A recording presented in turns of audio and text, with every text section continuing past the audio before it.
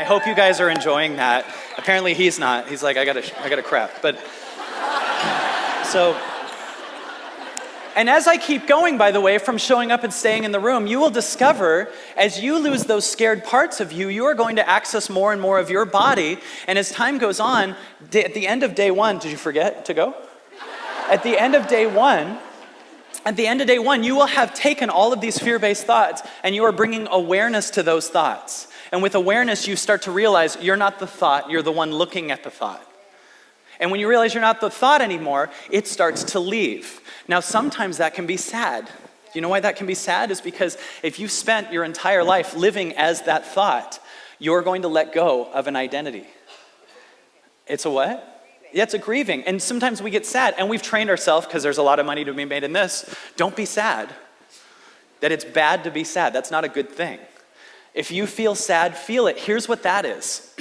Imagine if you were on this totally unstable iceberg of this is the way that I live. It's totally not safe. It's just I protect myself. I got to fix this. This is me in chaos. This is me with anxiety. And I'm saying stuff that gets you aware. And as I say this stuff, I'm tapping into the part of you that's aware and looking at the iceberg person. So you're stepping suddenly onto land now. And this is more secure, because the only place you're ever going to get security is here. Don't chase things so you get security. Well, we want to get the bank account secure. That's never actually secure. That bank account could totally go away tomorrow. We want to get the relationship secure. I am batting 1,000 at relationships not being secure. Right? Finally, when I'm married, I'm secure, because no marriage has never ended in divorce.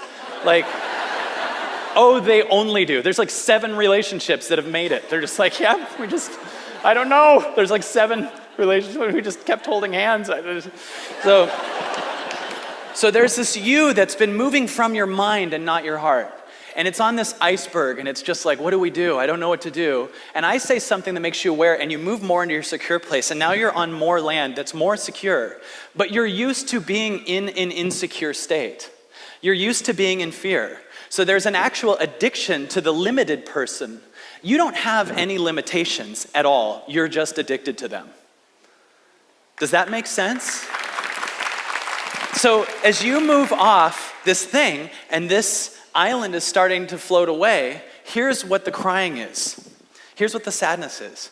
It's not you, it's already gone. Once you're sad, it's already gone. You're already aware of it. The crying is you a little bit still reaching for that old island, or that old iceberg. It's you going, no, that's like that. I got love from my parents when I complained, or when I yelled, or when I didn't speak up, or when I wasn't true to myself. I got love. I was wired this way. And so I'm saying goodbye to this. And then you finally cry, and on the other end of crying is total freedom. And it's really weird, because you'll cry and it comes out of it's almost like that's what's coming out of your eyes. It's like your childhood fear is coming out. Now, sometimes this can be really deep for people and scary, but it's actually more true to what you actually are. So it's also totally freeing.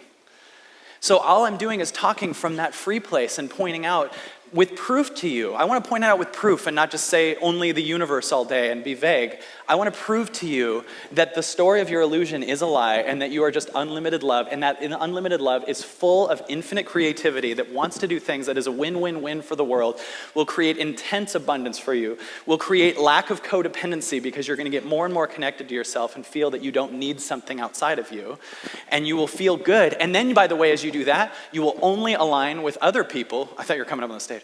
You'll only align with other people that have that same connection, that have that same self-connection. Could you imagine if whatever you want in a relationship is what you need to become. And you can only accept the level of love outside of you at the level that you accept it with yourself. So if you don't love yourself, and you don't love the scared little voice in you, and you don't spend time meditating and connecting to that, and someone comes and actually loves you, it's horrifying. Because it's bigger than you've let yourself have. So you sabotage it and go to people that will match your fear-based place. And then you become a people pleaser. And a people pleaser can only attract takers. Right? Because when you're in your heart and someone comes up to you and they're people pleasing, you can see it. People come up sometimes like, is this, I'm like, well, we aren't having dinner. I know that. Can I? Because they're saying to me immediately, I'm less or I'm not worthy. And they're putting me in a place that puts me in a I'm superior or something. I don't want that. I'm the same as you guys.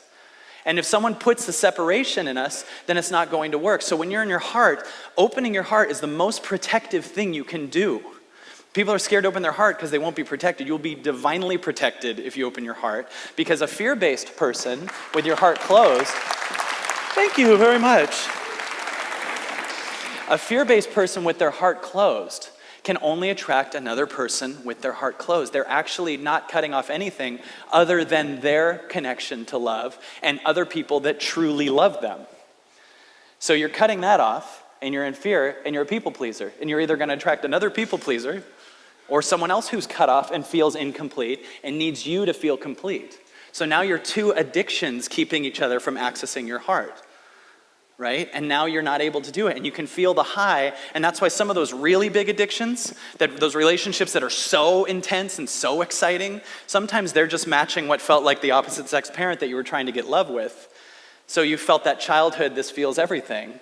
But as you connect with yourself more, you start to love every fear-based thing. I've spent the last year sitting and meditating for 2 hours a day, every morning. And people say, I can't believe how you have enough time to do that. And I'm like, I can't believe you have enough time to not. Because I would meditate, there'd be like, I'd wake up in the morning and be like, oh, there's so many things that I gotta take on today. Oh, I gotta call that person, I gotta call that person. Then I meditate and realize I don't have to call that person. I don't have to call any of these people. It leaves me in a state of I'm only this moment, and in this moment, I only do the things that I want to do versus the things I think that I have to do, right? And then all of a sudden, you create an alignment where bigger things are trying to come in your life, more amazing career-based things, really cool things. You access this place that I've called at other events deep down. Whenever you're in a horrible situation, you always say, deep down, I know everything's gonna be okay. That's what we say when we're in a bad relationship, or we're totally broke, or we're going through a breakup. Deep down, I know everything's gonna be okay. And we make deep down this place that we look into when we're in chaos. We don't actually step into it. We just remind ourselves mentally that it's there if we need it. But we don't live it. And what would happen if you made deep down your home? What would happen if you made it your home so that the things that were chaos don't even appear to you? Because you're living in deep down where everything's okay. And so you're in this place where everything's fine. That's what the 2 hours a day of meditation have done for me. And learning how to leap and move into my heart and move towards only what feels light and letting go of what feels heavy. You have a guidance system in you that says move towards what feels light and let go of what feels heavy. Check out how much you've wired your brain to do the opposite.